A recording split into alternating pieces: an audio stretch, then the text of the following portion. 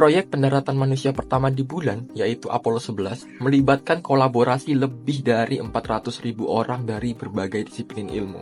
Kesuksesan peristiwa ini menunjukkan betapa pentingnya sebuah manajemen proyek. Kali ini kita bakal membahas sebuah ilmu yang berperan dalam mengantarkan manusia pertama ke bulan. Yuk kita mulai. Buat kamu yang masih belum tahu apa itu manajemen proyek, coba aku kasih ilustrasi. Pasti kamu yang lagi nonton video ini pernah jalan-jalan ke suatu tempat yang jauh. Apa yang akan kamu lakukan? Sebelum berangkat, kamu pasti akan mempersiapkan rute yang akan kamu lalui, kendaraan apa yang akan kamu gunakan, hingga kapan waktu kamu akan berangkat. Nah, saat sudah menjalankannya, kamu pasti akan mengikuti rencana waktu dan budget yang sudah kamu buat sebelumnya. Di akhir, setelah kamu kembali ke rumah, kamu memastikan ulang tidak ada barang yang hilang. Semua keadaan itu bisa disebut proyek, dan proses merencanakan, menjalankan, dan menyelesaikannya itu bisa disebut manajemen proyek. Orang yang menjalankannya disebut manajer proyek. Project manager mungkin bukan pekerjaan yang paling populer, namun kemampuan mereka untuk menyelesaikan proyek tepat waktu dan sesuai anggaran membuat mereka menjadi pahlawan yang pendiam dan mendapatkan gaji yang lumayan tinggi. 40% proyek gagal karena perencanaan yang buruk dan sumber daya yang lemah. Ini alasan perusahaan membutuhkan manajemen proyek.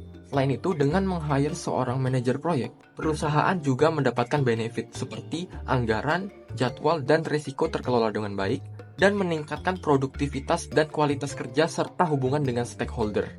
Manajemen proyek termasuk dalam 3 pilar operasi bisnis yang efektif dan menempati posisi awal, di mana manajemen proyek melibatkan pengelolaan suatu proyek dari awal hingga akhir, termasuk siklus yang terdiri dari 5 tahap yang berbeda, yaitu initiation, planning, execution, monitoring, dan project closure. Nah, yang lebih tinggi lagi, manajemen program adalah gabungan beberapa proyek terkait yang dikelompokkan bersama dalam satu tujuan bisnis strategis.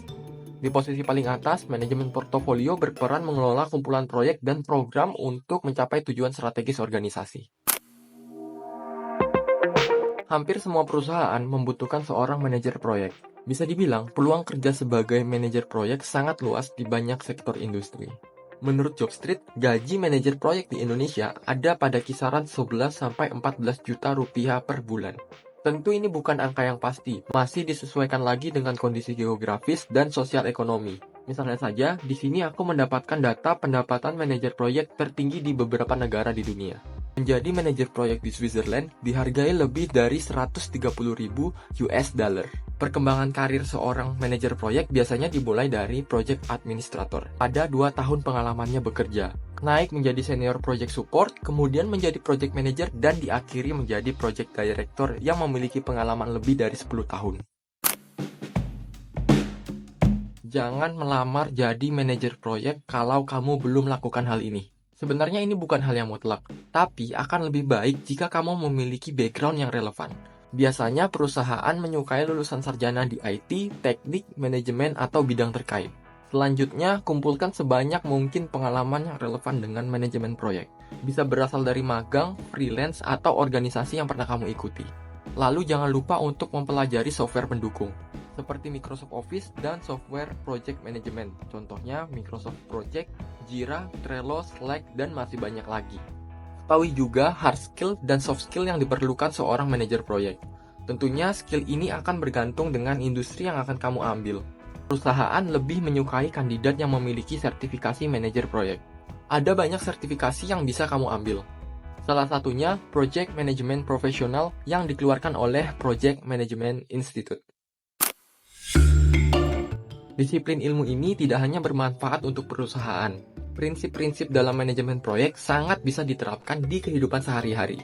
Oke, jadi segitu aja video kupas project management ini. Semoga bermanfaat. Kita bertemu di konten berikutnya. See ya!